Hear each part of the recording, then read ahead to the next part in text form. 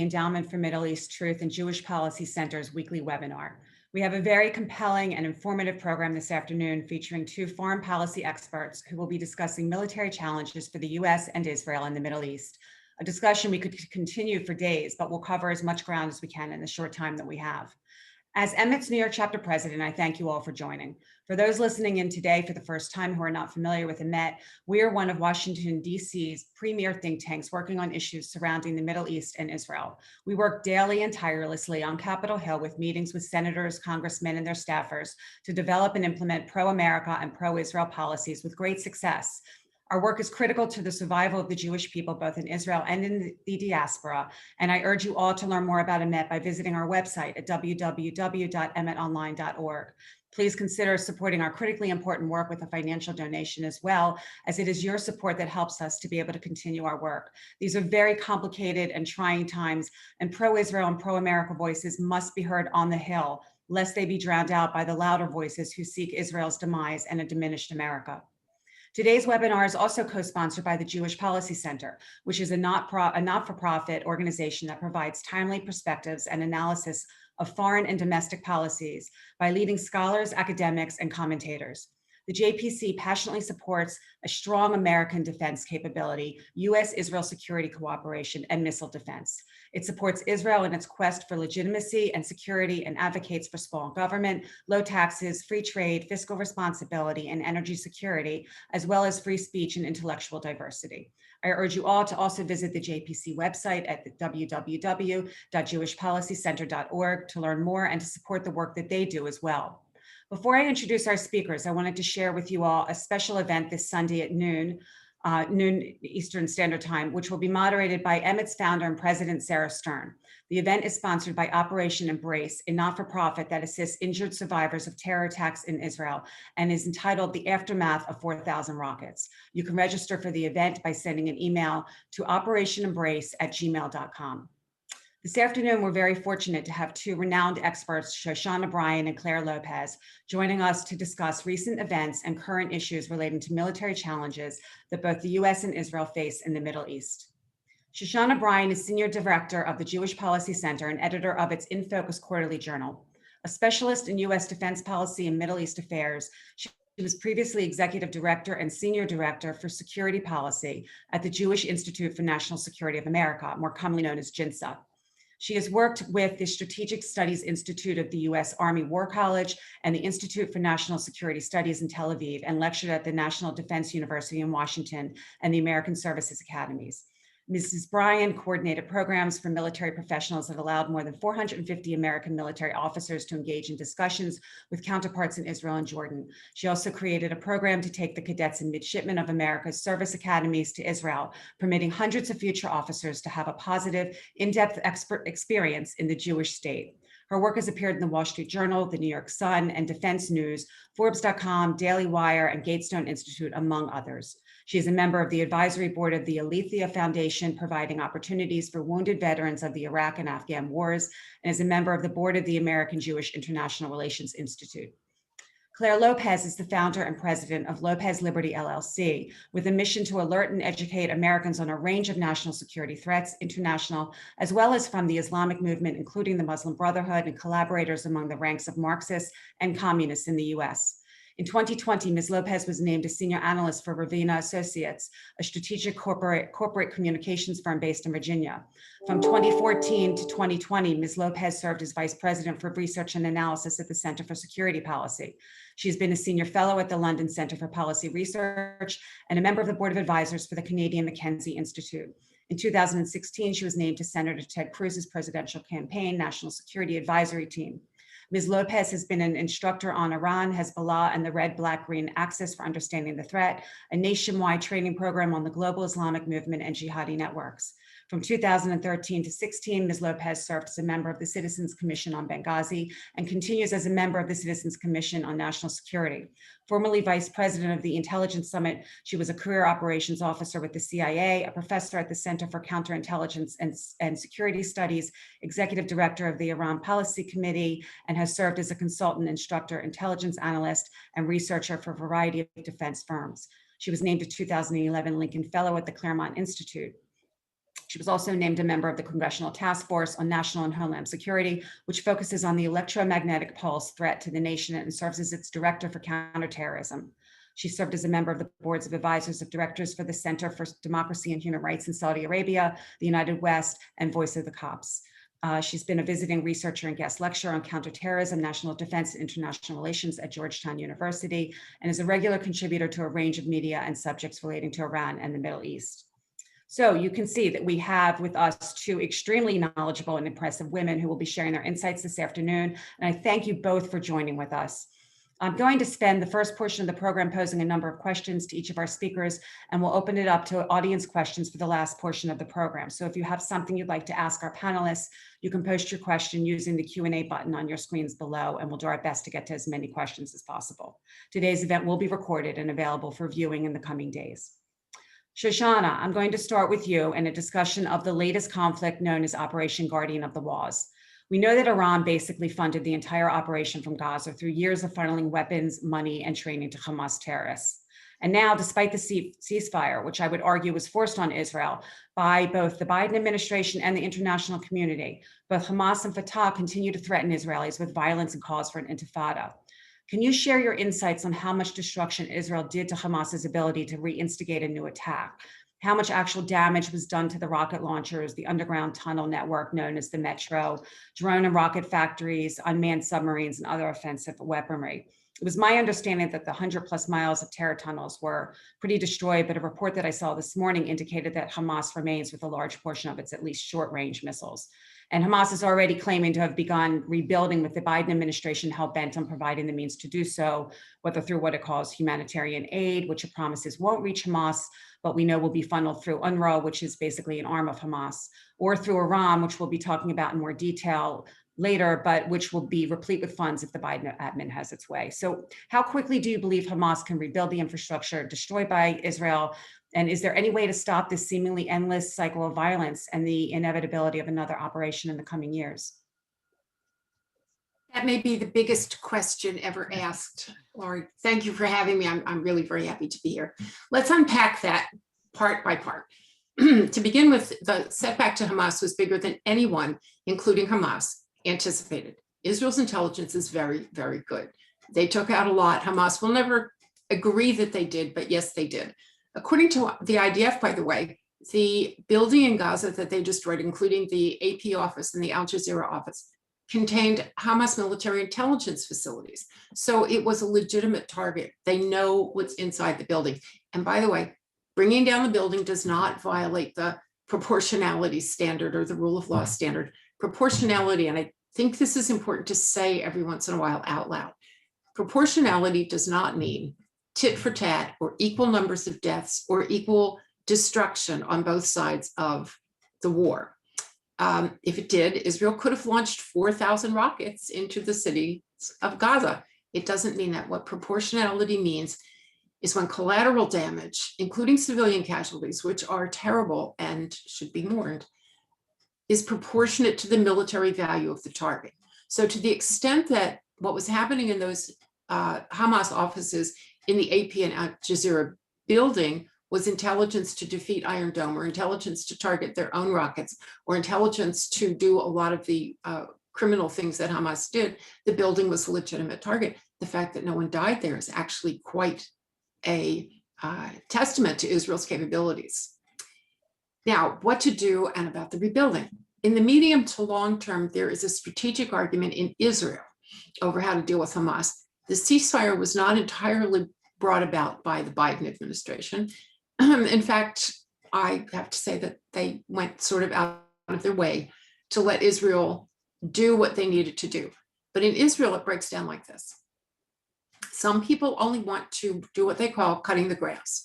That is to say, every once in a while, you go in by air, you don't have a ground offensive, you take out things you need to take out, you set back Hamas a certain amount. And you have to do it every so often. The last Hamas war was in 2014. The upside here is there are very few Israeli casualties this way. The downside is it leaves Hamas in control of when the next outbreak of fighting will be. There is a second group in Israel that wants the IDF to go in on the ground, to do a major offensive, to take out the Metro, to find the rocket factories, to do all of these things on the ground. The upside of which is that it could constrain Hamas for longer. The downside is that Israel will take more casualties. But in either case, by the way, Israel will be blamed. So it almost doesn't make any difference which of those things you choose. There is no argument inside of Israel, Netanyahu government or new coalition government, no argument inside of Israel to reoccupy Gaza. And there are those who think that Egypt might occupy Gaza on Israel's behalf, but no, the secular government of Egypt considers Hamas, which is the Palestinian branch of the Muslim Brotherhood, to be an existential threat to it. And it is an existential threat, so forget Egypt. Now, on the issue of humanitarian aid, our government has said we will not let Hamas get its hands on that aid. We won't, they say, we won't. They don't tell you how they're not going to do it. There was at least one person in Washington, a prominent person, who said it in writing, that maybe we should have a multinational force, as we do the multinational force in Sinai, to disarm Hamas and therefore allow humanitarian aid to enter safely. He neglected to mention that the multinational force is a military force led by American soldiers. He's suggesting American soldiers go to Gaza to fight Hamas. I am the mother and the mother-in-law and the godmother of American soldiers, and that is just the worst idea.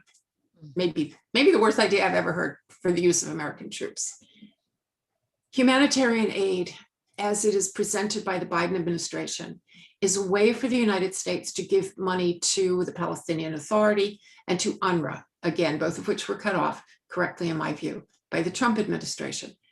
Palestinian Authority, according to the terms of the Taylor Force Act, should not be getting money, period, until it changes certain of its more disgusting behaviors. UNRWA, the same. But the Biden administration has divided the players differently. Hamas, they say, is terrorist. Thank you, President Biden, and shouldn't have any money. But they seem to believe that the Palestinian Authority is our partner in the region, the Palestinian partner that we can work with, that wants to be our friend and wants to be our partner. Let me close here by saying both the Palestinian Authority and Hamas are enemies of Israel, and they are enemies of the United States. And it is a mistake by the Biden administration to think that if it funds the Palestinian Authority in Abu Mazen, we will get something that works for America. We will not. Thank you, Shoshana. I want to apologize to both of you at the start or a little into this, that as Shoshana points out, my questions are going to be packed full because we have a lot of information that I know that our viewers would like to hear you guys discuss. So I apologize ahead of time for these dense questions. Claire, can you touch on Palestinian Islamic Jihad and its relationship with Hamas and how they interact in Gaza and work against Israel? It seems they're both Iranian proxies, as just prior to the attacks on Israel, the leader of the group announced that its funding and weapons are supplied by Iran, stating that they buy their weapons with Iranian money. Are they both Iranian proxies? Do they cooperate? And why are there two different entities in Gaza? I actually believe that there may be even more than those two entities, those terrorist groups working in Gaza as well. And in that context, I'll expand this question to ask you what Israel would be facing in a multi-front war and how close they may be to facing something like that. It's also my understanding that Iron Dome and other missile defense systems like David Sling would not be able to handle the barrage of the 150,000 Hezbollah missiles aimed at it from Lebanon, for instance. So if you can share your insights on that, please. Thank you, Lori, and also Shoshana. Very happy to be with you today, and thanks to EMET for sponsoring this event. Yes, Lori, both Palestinian Islamic Jihad, or Pidge, as we sometimes say for short, and Hamas operate inside of Gaza. They are both Islamic Jihad or terror organizations, and they both are offshoots of the original Muslim Brotherhood of Egypt. Muslim Brotherhood in Egypt, of course, founded in 1928 by Hassan al-Banna and other students at the university there in response to the 1924 abolition of the last Islamic caliphate by Mustafa Kemal, known as Ataturk, in the wake of World War I. And the entire Muslim world, of course, was devastated at the loss of a caliphate. There had always been a caliphate since the time of Muhammad, and sometimes 2 or 3, and they even fought each other, but there'd never been a time that there was none. Now, 1924, there was none. So the Muslim Brotherhood was founded to re-establish a caliphate, and more broadly, an Islamic state across the entire world, to be under the rule of Islamic law or Sharia. Those remain to this day the objectives of the Muslim Brotherhood. Now, Pidge, Palestinian Islamic Jihad, was formed in 1979 as an offshoot of the Muslim Brotherhood, but because they thought somehow the Brotherhood was not militant enough. It just wasn't pursuing the jihad with the fervor that Pidge thought it should. And so 1979, Pidge is established in Gaza. Hamas, of course, it's an acronym, right? Harakat al-Muqawamah Islamiyah was formed in 1988, later in Gaza. They are not rivals exactly. There is an element of rivalry between them, but they both subscribe to the exact same doctrine, which is Islam.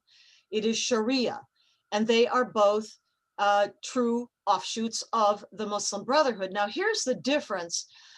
Yes, as you mentioned, both are backed, armed, funded by Iran, the Iranian regime in Tehran. Yes, that is true.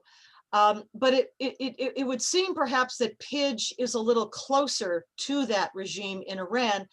And here's why. They had formed, as we said, in Gaza, then established headquarters in Damascus. But when things kind of heated up there, they moved their headquarters to Tehran. So their actual headquarters, aside from Gaza, headquarters are in Tehran. And they are funded, as we said, backed, armed, and trained, as is Hamas, by Iran, the Islamic Revolutionary Guard Corps, the IRGC, or the Pasdaran, and more specifically by its division, you might call it, of the Quds Force. And indeed, a senior leadership figure of Pidge, some time ago, after the demise, shall we call it, of the Quds commander Qasem Soleimani in early January of 2020, at the receiving end of an American drone strike, announced that what a loss that was, the loss of Soleimani, to Pidge, because they had supplied all of their rockets and missiles, or at least parts of them that they then assembled in Gaza, and that's a lot of what they do. They'll receive the parts, not always entirely shaped, formed rockets and missiles, but they put them together there. The other thing to note about Pidge is that although Sunni, and as we've said, an offshoot of the Brotherhood, they accept the doctrine of vilayat faqih of the Iranian regime, that is the rule of the jurisprudent. In other words, as in Iran, where the leadership, both political and theological, is a cleric. First, of course, the Ayatollah Khomeini, and since his death in 1989, the Ayatollah Ali Khamenei. That is the stand-in Shiite eschatology for the ultimate return of the Mahdi figure as conceived of by the Shiites, which would be the 12th Imam for them. The stand-in until that Mahdi's, the messianic figure's return, the stand-in is the jurisprudent, or the supreme leader of Iran. And Pidge buys into that, the vilayat faqih doctrine and ideology. So there are these differences, but basically, I mean, just as we know that Shiites and Sunnis work together all the time, even while perhaps at the ground level happily slaughtering one another on battlefields, let's say in Iraq or other places. At the more macro level, it's the concept of balanced opposition, right? I against my brother and I against our cousin, et cetera, et cetera. When you get to the top level, it is Dar al-Islam versus Dar al-Harb. Dar al-Islam, those places under the law, under the rule of Sharia. Dar al-Harb, house of war, the places not under the rule of Sharia. And that is how Shiites and Sunnis can so easily work together against everyone else. We, the Kufar, be us Christians or Jews or simply other non-Muslims. Thank you, Claire. Shoshana, Israel has conducted a number of attacks outside of Gaza aimed at thwarting the ability of Iran through its proxies to harm Israel, including thousands of airstrikes against Iranian targets in Syria alone, and I believe there was one earlier today, as well as attacks on military convoys in Lebanon. And of course, we know of covert operations in Iran itself, including the attack on its Natanz nuclear facility. And there's the recent sinking of Iran's largest ship last week in the Gulf of Oman, something for which Israel has not claimed responsibility, but as to which many assume she is ultimately responsible. Can you talk a bit about Israel's covert operations and why you think these can successfully hold off, and whether you think these can successfully hold off Iran eventually obtaining a nuclear weapon? And one point I'd like to add before you respond, as I now tie the US into our discussions, is that Israel is the most important strategic asset that the US has in the region. Even in 1981, when Israel blew up an unfinished Iraqi nuclear reactor, through to 2018, when it destroyed a Syrian nuclear reactor, Western civilization wins when Israel is on the front lines doing the dirty work that other interested players refuse. What I struggle to understand is why the left consistently demonizes her, and Democrat administrations like that of Obama and Biden wish to empower Iran and other terrorists and terrorist supporting regimes at the expense of Israeli national security, while ignoring what that means for US national security. As Iran has made clear, while Israel is the little Satan, the US is the great Satan. So Israel's ability to function in the region must never be hindered for the sake of America's well-being as well. And so when you answer this question, maybe you can also tie in your thoughts on what is motivating the Biden administration to be so hell-bent on joining the JCPOA. Okay. Israel never comments on its covert activities, so I can't really comment on its covert activities either. But it is useful to note that things blow up or get stolen and people die in Iran, in Syria, in Lebanon, in ways that suggest those people were doing things they shouldn't, or being things they shouldn't. And the world is better off without those things, and the world is better off without those people. So sometimes it's best just to smile and say, thank you, God. Thank you, God, or thank you, Israel. Now, some of this is clearly attributable to Israel, but some of it is actually also attributable in Iran specifically to the Iranian opposition. And I say this not to detract from anything that Israel might do or God might do, heaven forbid, but to suggest that Israel has friends inside of Iran.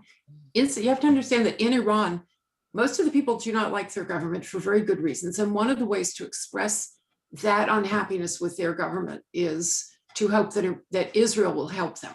So there is support for Israel inside of Iran among the people, as we discovered there was in behind the Iron Curtain during the Cold War. There were an awful lot of people who were our friends. This is true, by the way, in the Gaza Strip.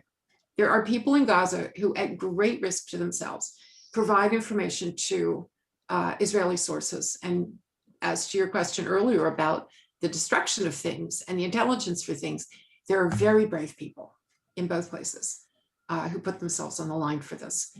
So let's just hope things keep blowing up. Now, as for Iran's capabilities, last week the IAEA popped up to say that Iran has particles that it shouldn't have, particles. So it's doing nuclear work that it shouldn't be doing. I have not heard anything from the Biden administration about that.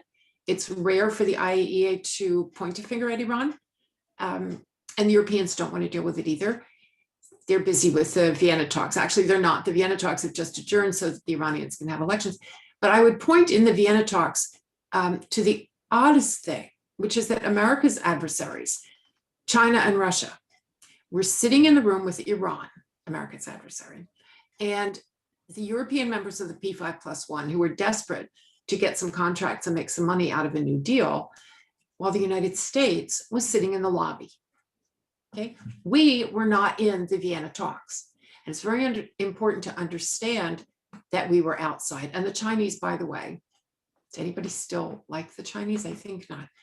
The Chinese were the spokespeople for this group that was meeting with the Iranians, not the Germans or the French, who we could say are at least NATO allies of ours or Western. The Chinese are running this. Not a good thing. Now, you move on, you have to go to the American left. And the Biden administration. I will say here that the Biden administration, I believe, had planned to walk straight back into the Obama deal, and had set things up in order to go back into the Obama deal.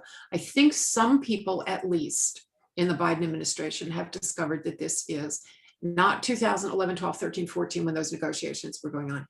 At 2021, we are in a different place. There is a little bit of hesitancy among some of those people, but the goal is still the deal. The goal is still the deal. And it is a deal that is reconstructed to be a better deal. There is no better deal. We are not getting a better deal. If you were the Iranians and you had the deal of a lifetime, would you give it up? There's no better deal. So they are doomed to failure in that sense, I think. But they hold it out as their goal, as their desire. The American left is split here. There were an awful lot of Democrats who did not like the 2015 JCPOA. They have raised their voices. They are the minority at the moment.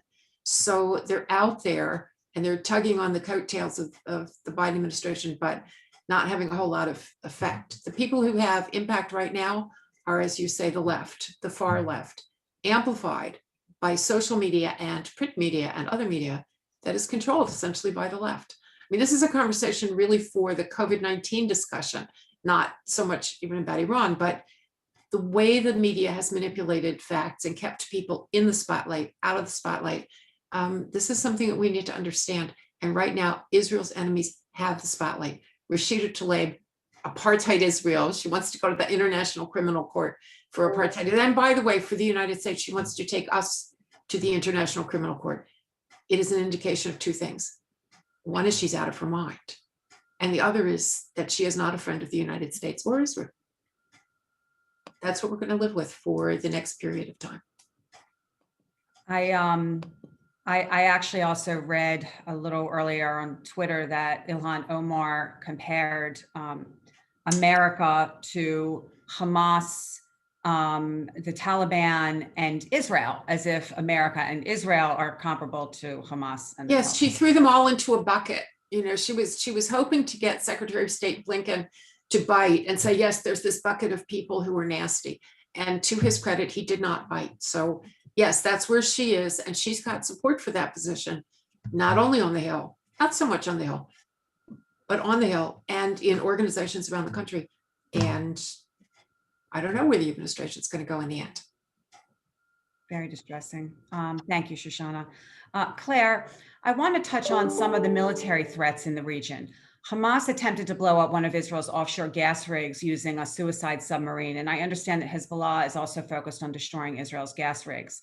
There are also sea mines and other means that Islamists have to do harm to ships traveling through the Straits of Hormuz and other maritime avenues. In fact, Iranian sea vessels have instigated possible U.S. reprisal as they pester, for lack of a better word, U.S. military vessels in the region as well. How dangerous have the waterways become in the region?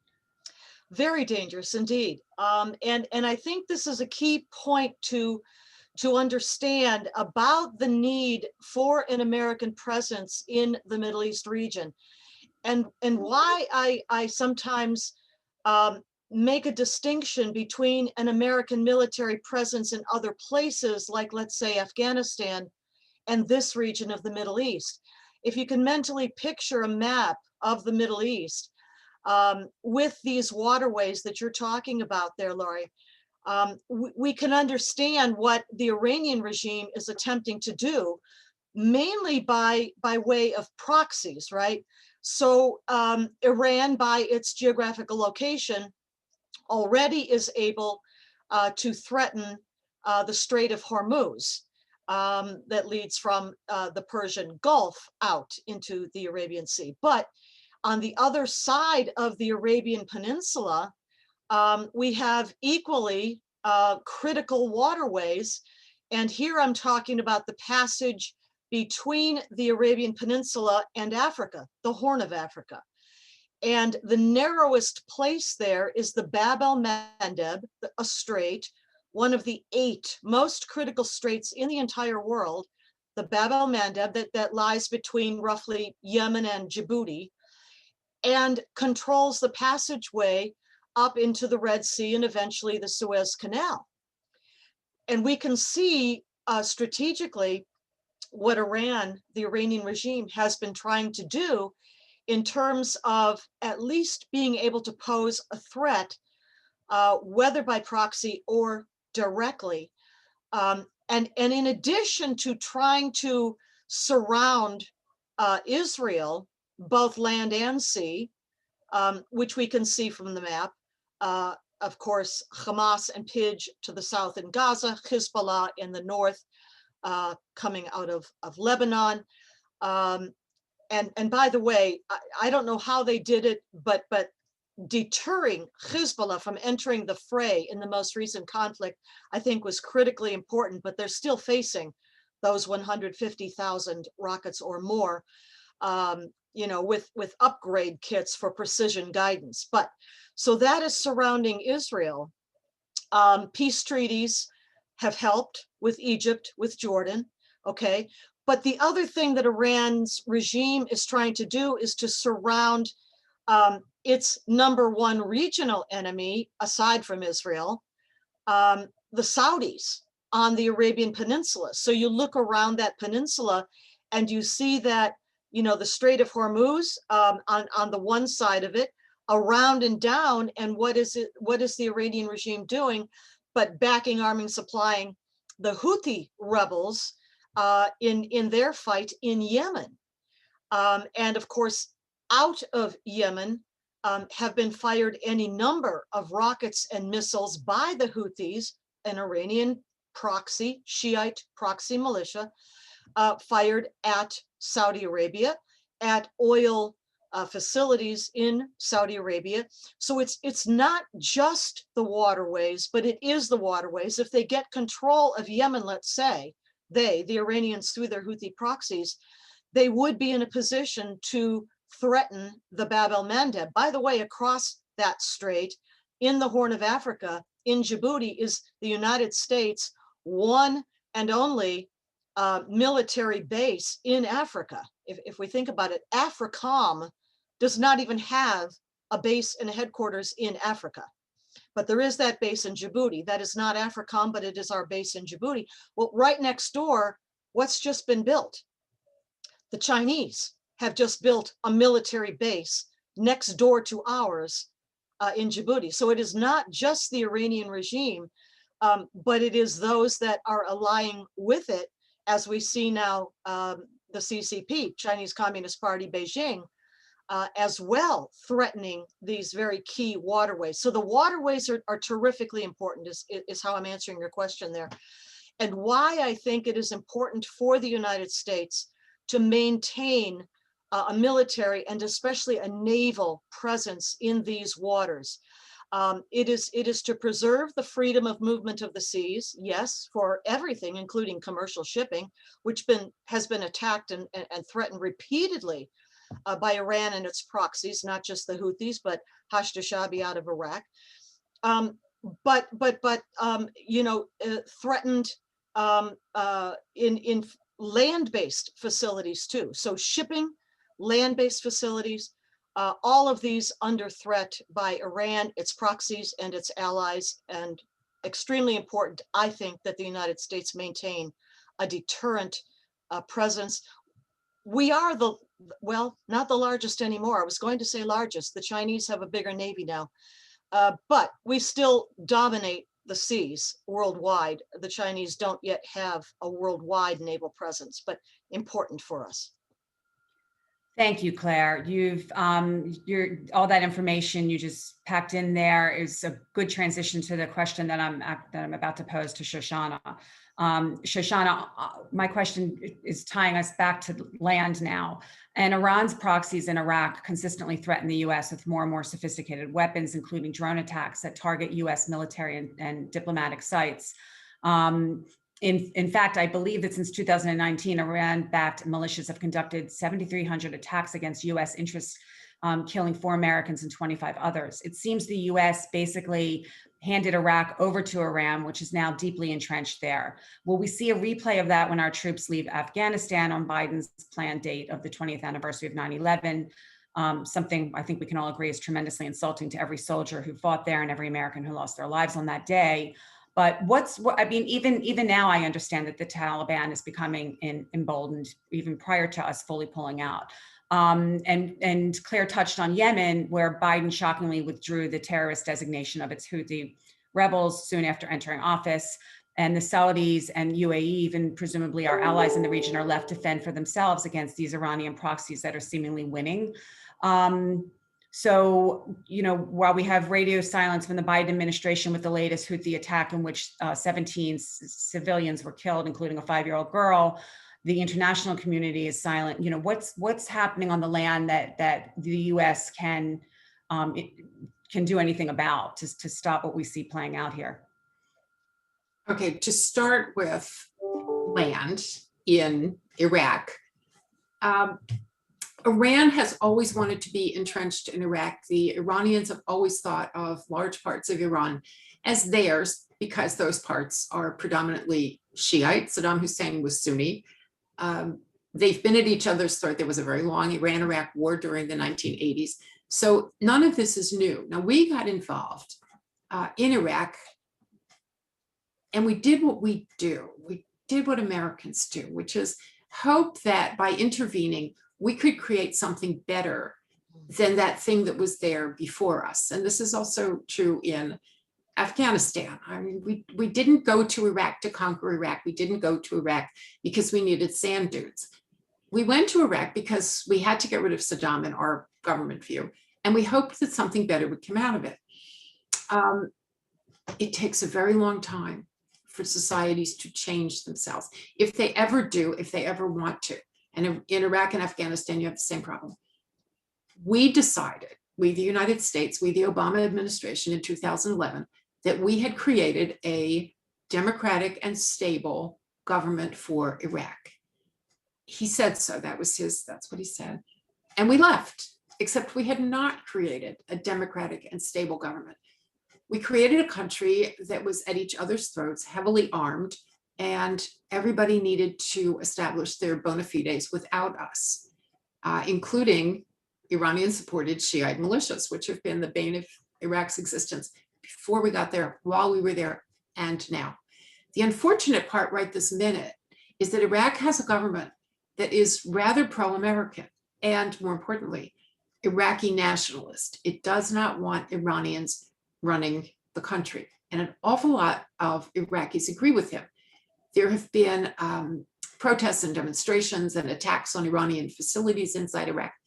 Nevertheless, the United States has decided to leave them, to abandon them. It's a bad moment for Iraq. I have to say it's not unanticipated because that's what we do. And Afghanistan is essentially the same story. President Bush said, we are going to punish the Taliban for not giving us bin Laden. And President Bush did that. He threw the Taliban out of office. After he did, we have not had a strategic objective in Afghanistan. From that day to this day, what are we fighting there for? And I know, Lori, talk about it offends the guys who have been there. My son-in-law was there. My godsons were there. Sort of, yes. But you also should be offended by a government that sends young men and women to countries without a militarily achievable objective. And Afghanistan has none. President Obama once said that it was really AFPAC. It's not Afghanistan, it's Afghanistan, Pakistan together. And together we need to create a partnership between Afghans and Pakistanis and a new life and a new world and education for women. And I'm all in favor of that, but you can't do it.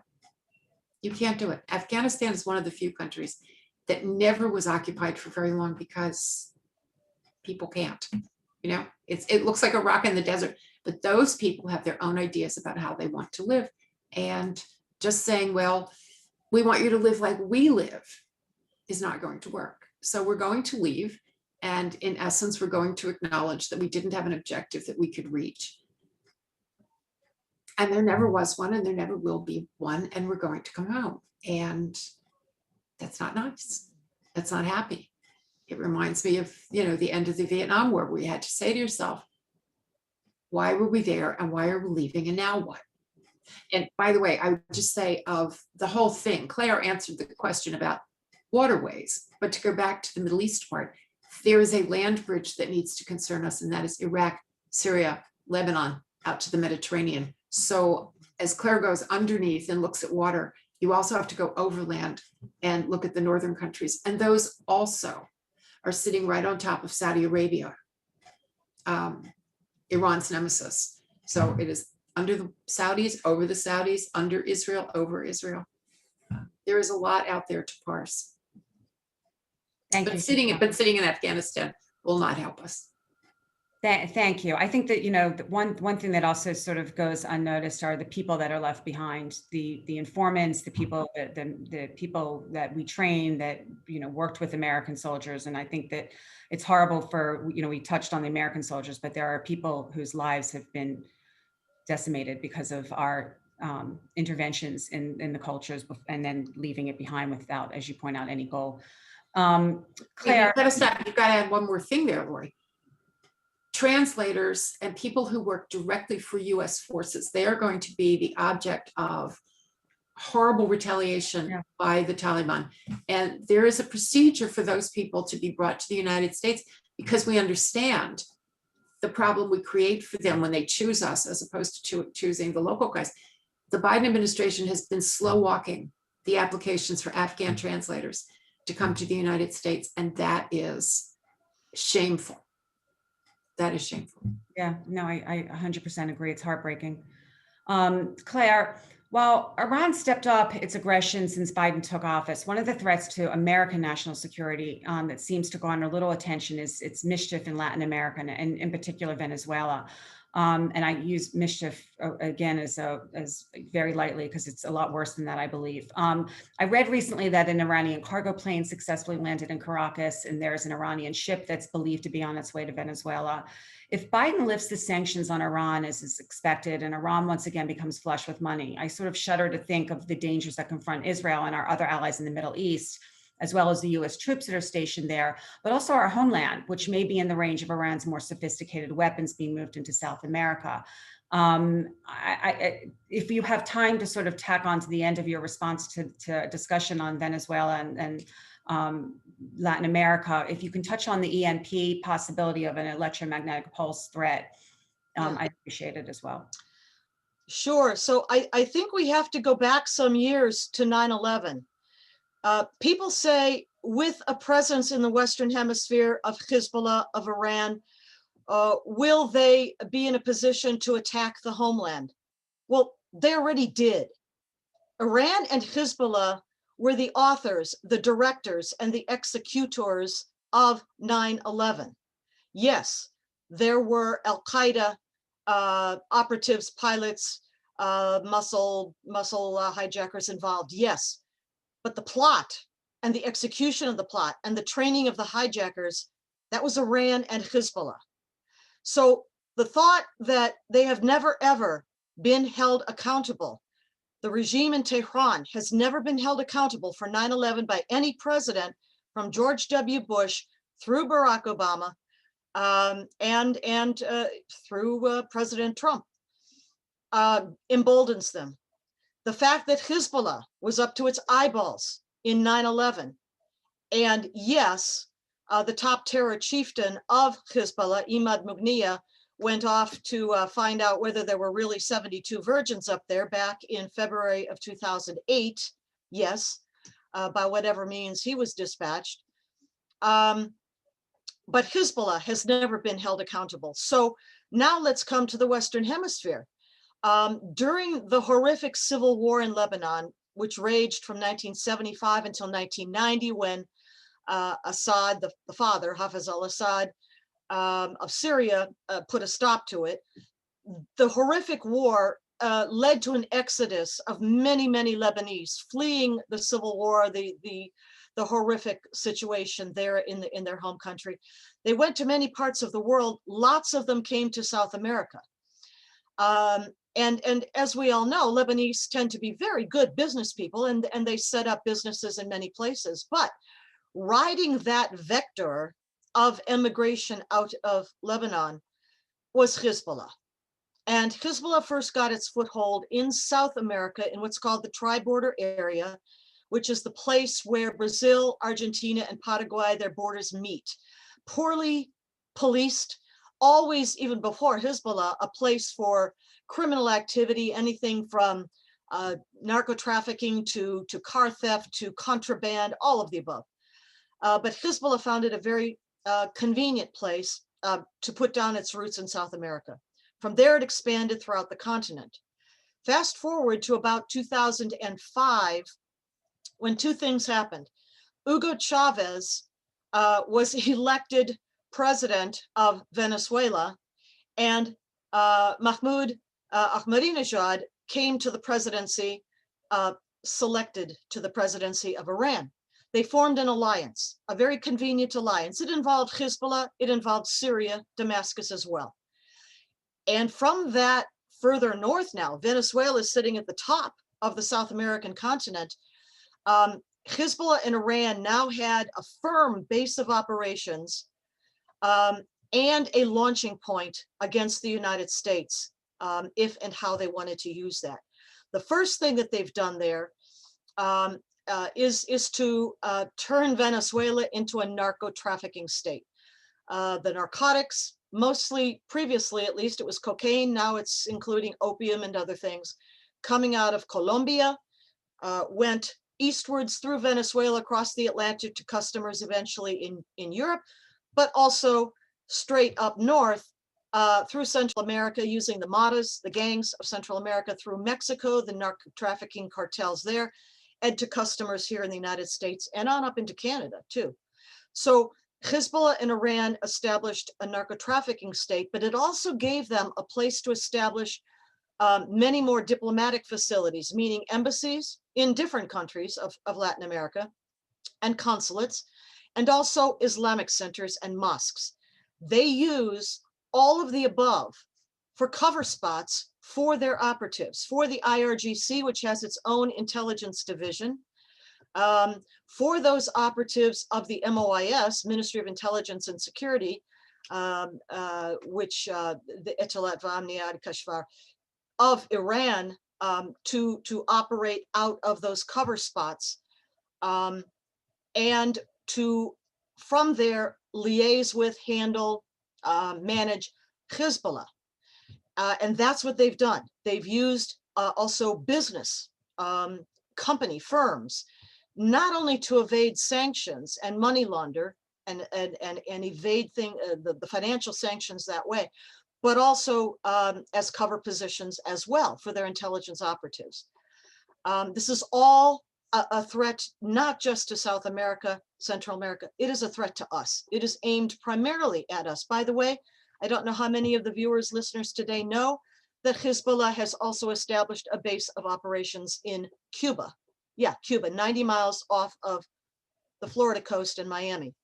So the back and the forth of transportation of unmarked planes, for example, Caracas to both Damascus and Beirut and Tehran, all of them, not knowing what is on those planes, the misuse of the diplomatic pouch privileges for sure, the exchange of documents, the use of other documents, meaning passports and identity papers, to give cover to Hezbollah operatives, to give cover to Iranian intelligence operatives. All of that is going on. I mean, I could go on forever, as you could probably tell. But all of that is happening, and it is aimed at the United States primarily, even though, yes, South America also has suffered greatly from this. I know your last question was about the EMP threat. So EMP is electromagnetic pulse. It can be generated either by the sun itself with what's called a coronal mass ejection or a solar flare, or it can be sent towards the Earth by a nuclear explosion in the high atmosphere, 30 to 500 kilometers up. Russia, China, North Korea, and probably Iran, and yes, we do too, the United States, all have EMP capability right now. I believe that Iran has that capability just because we know that it's got a nuclear capability many years since. If you follow the IAEA reporting, certainly back to at least November of 2011 in the quarterly report, that the most explicit report on Iran's nuclear weapons program I've ever seen, November 2011, about how at that time, that's 10 years ago, they were already working on the building of warheads in the secret sites. And this is one of the major failings of the JCPOA, the nuclear deal, that the clandestine program of nuclear, the clandestine nuclear weapons program in Iran is not addressed, is not even touched, is not even talked about. So that's where they've been building the warheads. Other experts who are my mentors, like a Peter Pry, Dr. Peter Vincent Pry, for example, and others, have long believed that Iran has been building warheads for a long time. Have they married them to their missiles? Maybe not yet. I'm hoping that Israel intelligence services, in collaboration with the internal resistance inside of Iran, especially the Mujahideen-e-Khalq National Resistance Council of Resistance of Iran, have an eye on that. But EMP can be delivered by a nuclear explosion in the high atmosphere. And what happens is that the electrons come coursing down through the atmosphere, bang through our magnetosphere and hit the Earth. And folks may know the United States civilian electric grid is completely and totally unprotected.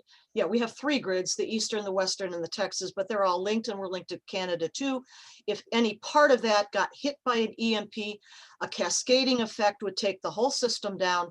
Congressional committees have estimated that if this were to happen to us within 1 year, over 90% of all Americans would be dead of starvation, of a lack of medical care, and the civil unrest, the civil collapse, societal collapse.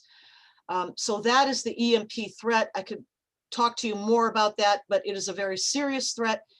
And our key chief enemies in the world have that capability. We know they have that capability.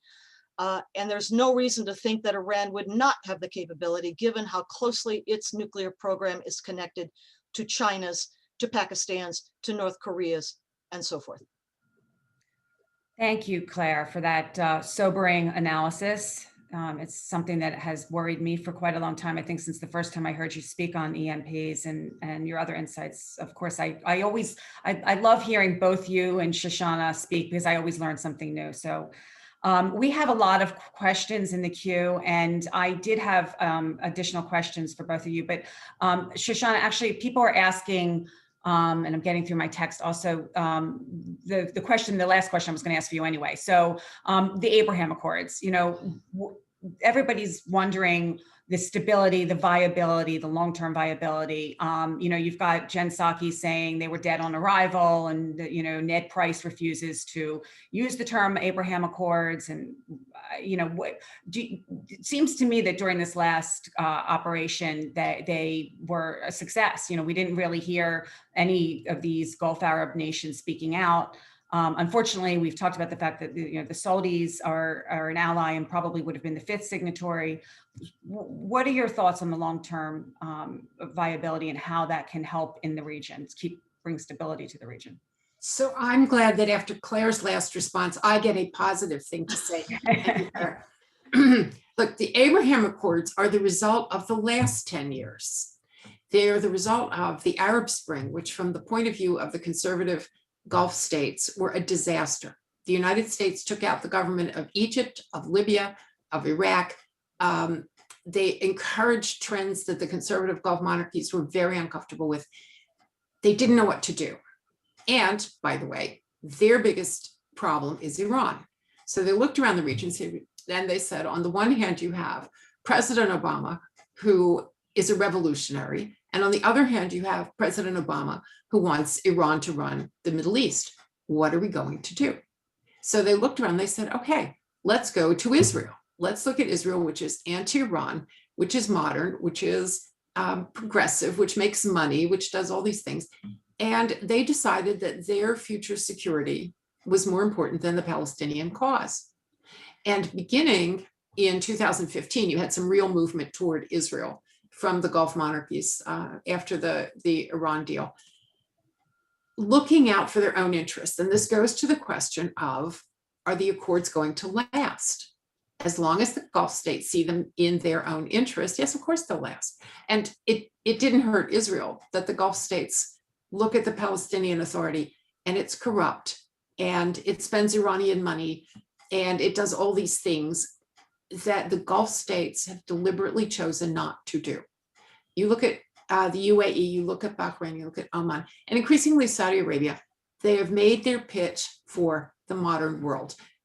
You know, the UAE moon shot of a couple of months ago, the commander on the ground of that mission was female.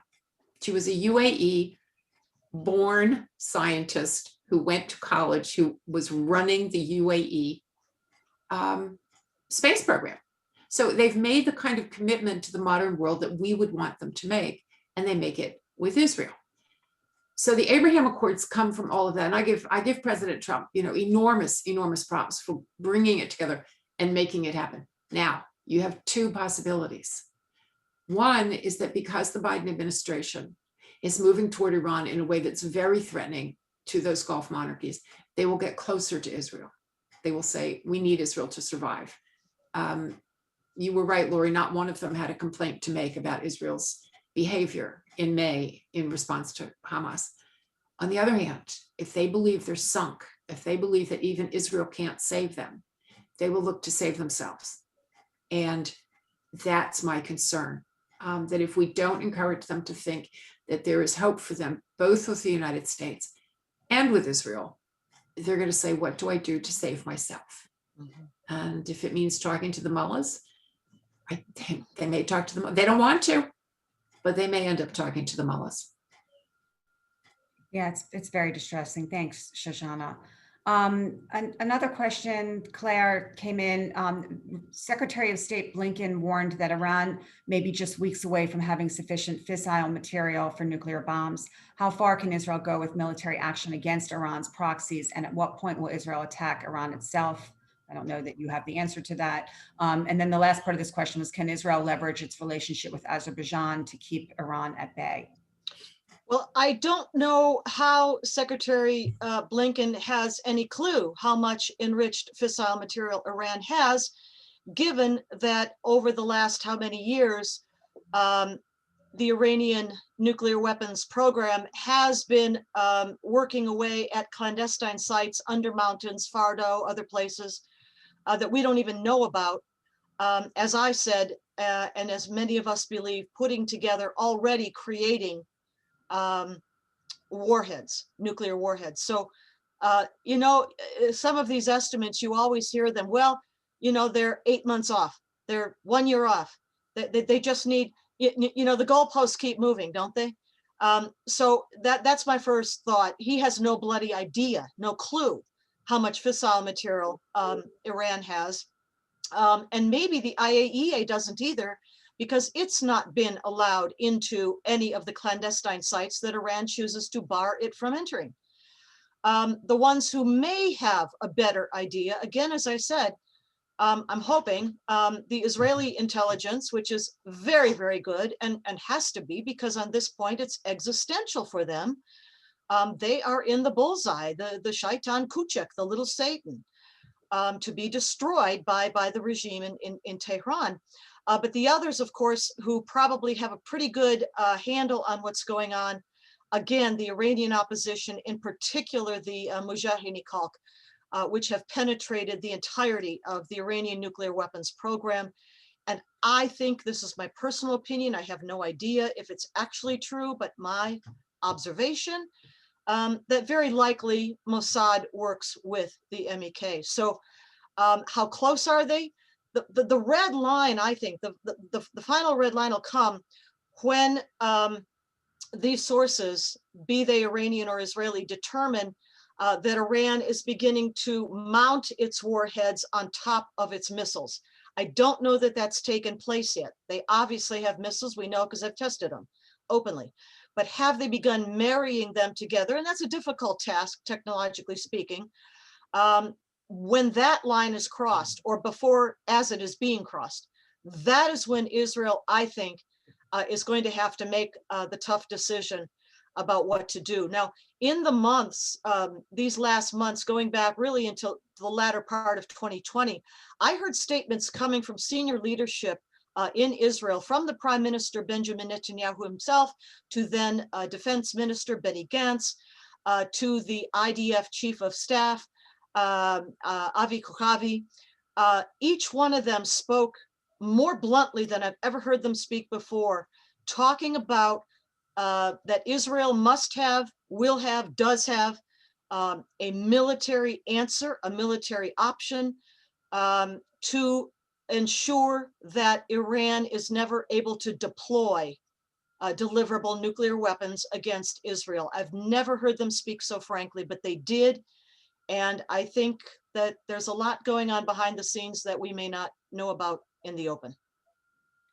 Thank you, Claire. It's getting late, but there are a number of questions, and our speakers have agreed to stay on for a couple extra minutes. So I'm going to run through a couple more questions for those who want to stay on. Shoshana, a number of people have asked about the new government in Israel. Will Bennett be more aggressive, or will the Iranians perceive him as being weaker? What are your thoughts on the changing of the guard in Israel and its influence on the region? I have no idea what the government of Israel is going to do out there, but I do know that there is unanimity among all of these people on what Claire just told you. The Prime Minister and the Defense Minister, former Prime Minister, and the Defense Minister said there is unanimity in Israel that Iran will not have the ability to mount and use those nuclear weapons. So whether it's Bennett or Lapid or Bibi comes back or the coalition doesn't last, I don't think, on the subject of Iran, I don't think you're going to see a lot of change.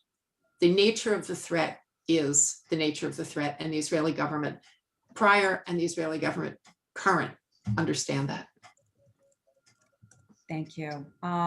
Somebody asked how the weapons that are smuggled into Gaza get into Gaza. Shoshana, you look like you wanted to say something. Oh, it's very upsetting, actually. Egypt runs the southern border of Gaza, and the Egyptian government has an agreement with Israel to keep it sealed, and they do a pretty good job. But Egyptian border guards make about 72 cents an hour. And so it's easy for those border guards to be paid to avert their eyes and let things enter the Gaza Strip in exchange for money. And, you know, they don't mount missiles on the back of a truck. It's parts, it's capabilities, it's things that they're going to put together when they get into Gaza. So you have a very weak line at the bottom, and it's not because the Egyptian government doesn't want to do it right. They do, but they don't do it right, actually. And there's also smuggling from the sea, which is a problem. But mostly it's about not having control. Claire, did you want to add to that?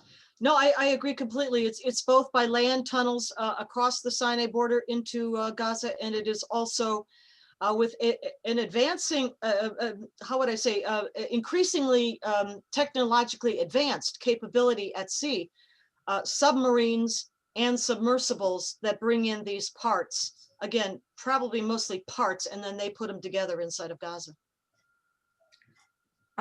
Someone asked if the U.S. has any policy to deal with the increasing problem, particularly Iran. And I think maybe we've really addressed this. If so, is the U.S. relevant at all? Or if not, is the U.S. relevant at all for the countries in the region? Lori, I might draw attention to a new appointment of the Biden administration. It is to the position of Senior Advisor to the Office of the Undersecretary of State for Arms Control and International Security. That appointee's name is Ariane Tabatabai. Aryan Tabatabai, as the name suggests, is of Iranian descent. Her family in Iran has extremely close ties to the ruling regime. And in particular, are noted to be among up until now, there's going to be selections coming soon, but President Hassan Rouhani's inner circle. That is Tabatabai's family. If anybody thought that the Biden administration was going to do something about Iran, I think that might lead us to another conclusion. Thank you for pointing that out. I mean, I would take a look at most of Biden's appointees that are working on foreign policy more generally, and the fact that he sent Hadi Amar over to the region during the operation was appalling. There was no Israeli ambassador at the time, and Hadi Amar, for those who do not know, is a Hamas sympathizer, supporter, who is the administration's Palestinian Israeli envoy, sort of the replacement for Jared Kushner, I guess, for lack of a better explanation. Okay, I think, ladies, I think it's time to wind down. There are a lot of questions, and I'm sorry for those that offered up questions and we didn't get to them, but this was tremendous. As I said, I always learn something from both of you, and I thank you so much for joining us this afternoon. It was terrific. The comments from people are sending in is everybody's learning as well, and this is recorded and will be available for everybody. So thank you again, ladies, and maybe we'll do a repeat of this in the coming months. I'm sure there'll be a lot more to talk about. So Thank you, Lori. Okay, thank you very much. Thank you all for joining, and have a good afternoon. Bye-bye.